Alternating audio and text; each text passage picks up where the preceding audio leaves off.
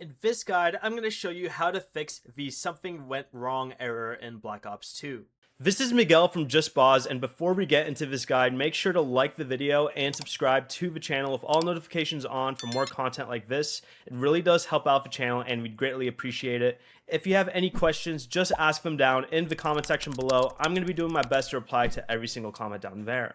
First, if the game gives you the option to submit an error report, send it to PlayStation or Call of Duty support so that they can review the crash. Next, completely close Black Ops 2 and then reopen it after the fact. If the error returns, restart your PlayStation console as well.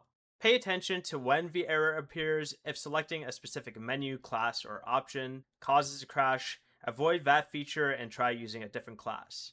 You can also switch to another multiplayer mode such as Team Deathmatch or Search and Destroy and see if the issue only affects one playlist.